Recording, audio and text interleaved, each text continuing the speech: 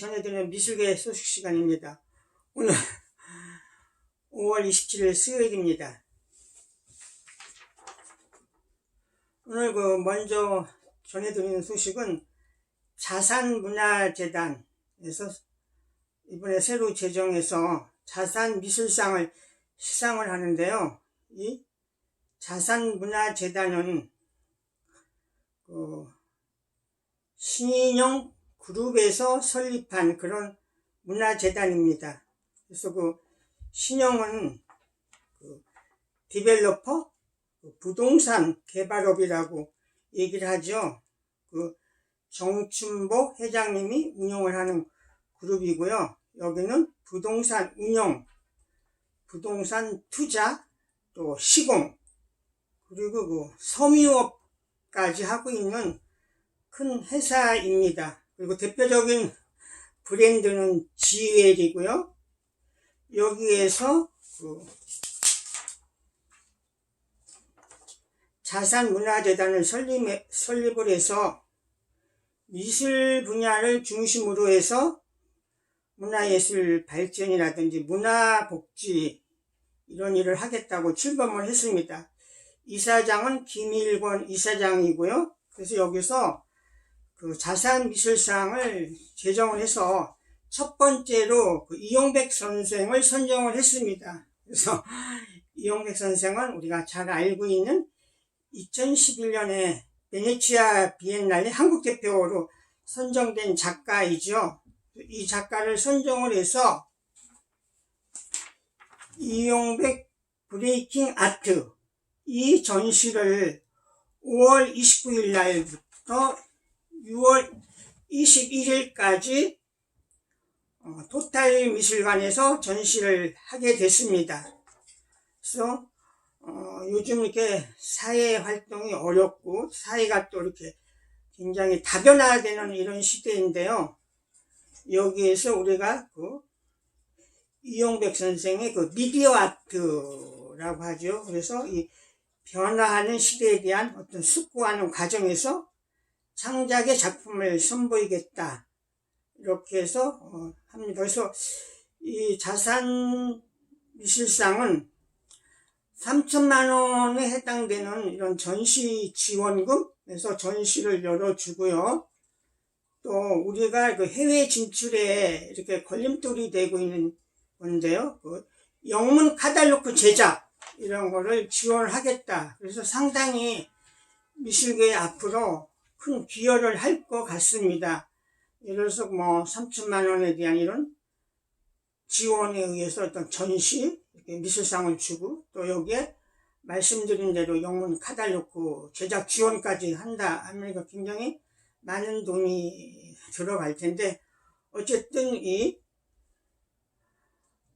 신영그룹에서 만들어진 자산문화재단에서 앞으로 이런 좋은 일을 한다고 하니까 또 기대를 걸고요.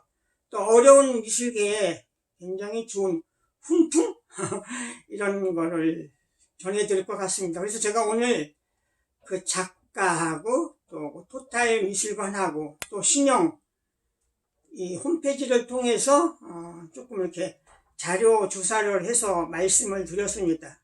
그래서 어쨌든 우리나라의 큰 이런 디벨로퍼 회사에서 이런 일을 한다고 하고요. 거기에 대표적인 브랜드는 지웰입니다.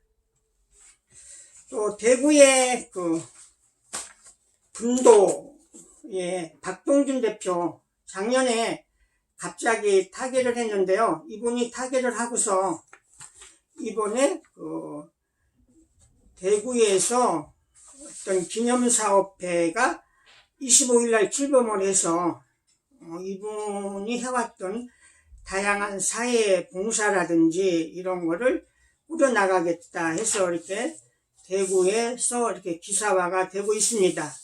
그래서 사단법인 박동준 기념사업회 이사장은 전 대구 중구구청장인 유순영 씨가 이사장을 맡아서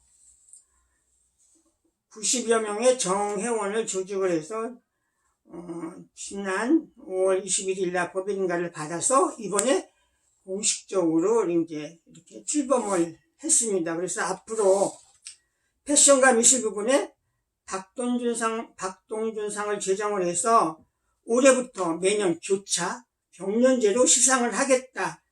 그래서 올해 11월에는 패션 부분을 시상하고 내년에는 미술 부분을 시상을 하겠다. 이렇게 얘기를 하고 있습니다. 그래서 그 박동준 선생은 대구 패션계의 1세대로 1972년 코코 박동준이라는 이런 개인 패션쇼를 시작으로 해서 40년간 섬유 패션 도시 대구를 세계에 국내에 알려서 위상을 높인 이런 분이고요. 또 대구 화랑협회 회장을 했었고요. 또 갤러리 분도를 운영하면서 좋은 전시를 많이 이렇게 가지면서 한국 미술의 발전에 큰 이력을 담당을 했었죠. 개인적으로 그 박 대표님은 그 유럽 여행에서 만났었고요. 그 이후에 또 저희 김달진 미술자료박물관 후원에 이렇게 평생 회원으로도 이렇게 참여를 해주셨고, 제가 그 가끔 메고 있는 그 노란색이라든지 굉장히 컬러풀한 이런 넥타이를 분도를 방문했을 때 박 대표님이 이렇게 선물로 줘서 제가 또 요긴하게 이런 넥타이를 매기도 했었습니다. 그래서 이런 사업회가 발족이 됐는데 또 좋은 일을 하면서 또 이렇게 고인을 기리는 이런 일들이 이루어졌으면 합니다. 계속적으로 간송미술관의 보물 경매에 나온 것이 얘기가 되고 있는데요.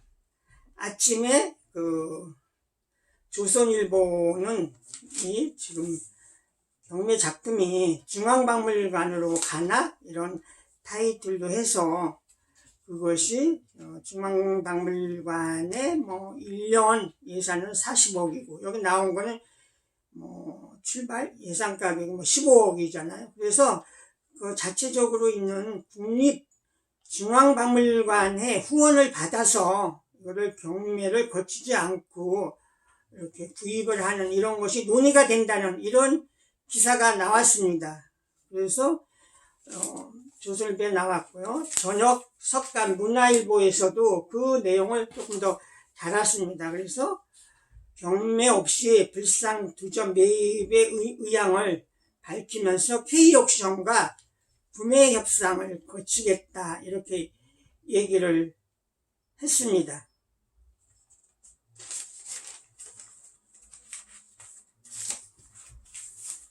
매일경제 매경춘추 매주 하나씩 윤건모 국정관장이 쓰고 있는데요. 이번에는 임금님의 이미지 통치술 해가지고 우리 그 민나의 책가도 이런 얘기를 칼럼에 썼습니다. 중앙박물관에 지금 그 디지털 영상관 이거를 중앙일보에서 이렇게 기사화를 했고요. 또 중앙일보에서 지금 금호미술관에서 열리고 있는 김보희 전시를 기사화했습니다.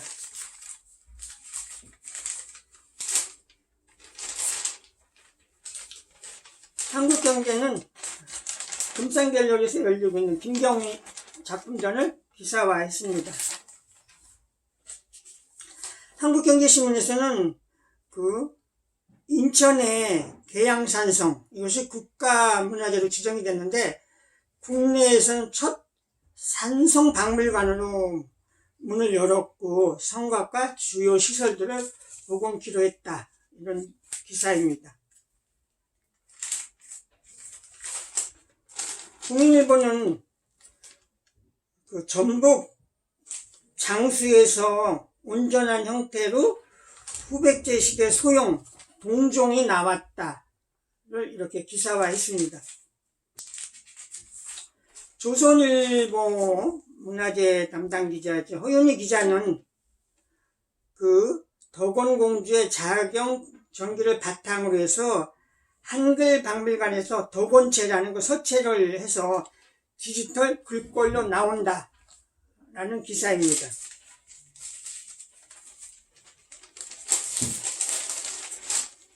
서울옥션에서 어려운 시절에 그 아트서클 해서 그 선배 작가들이 후배들을 위해서 어떤 작가는 이게 시작가가 제로에서 출발을 하거든요. 8천만 원짜리 작품을 영혼의 경매에 올리는 미술 거장들, 아트서클에 대해서 다뤘습니다. 동아일보의 그 주간으로 나오는 이중원의 건축 오디세이, 한도 테크노밸리를 다루었습니다. 헤럴드 경제에서는 지상갤러리로 그 권기수의 작품을 소개를 했고요. 월간미술 6월호가 빠르게 도착을 했습니다. 월간미술 이번 6월호 특집은 지금 시기에 맞춰서 집으로 가자라는 것이 특집인데요. 여기에서 심소미 씨가 예술가와 집의 공간 정치 이 글을 썼고요.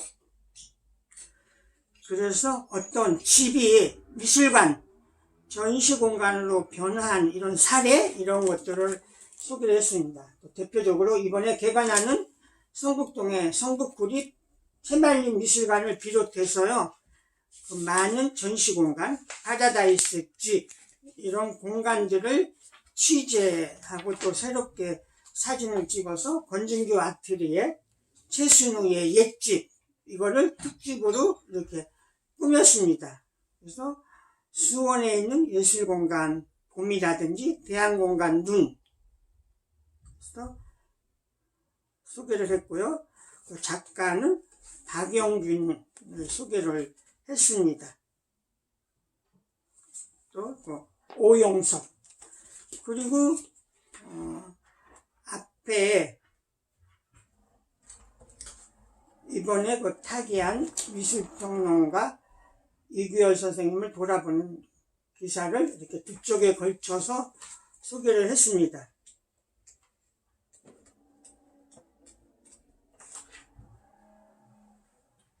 그리고 일본에서 활동하고 있는 서경식 교수가 쓰는 서경식 교수의 일본 근대미술 순례, 이거를 몇 쪽에 걸쳐서 시리즈로 소개하고 있습니다.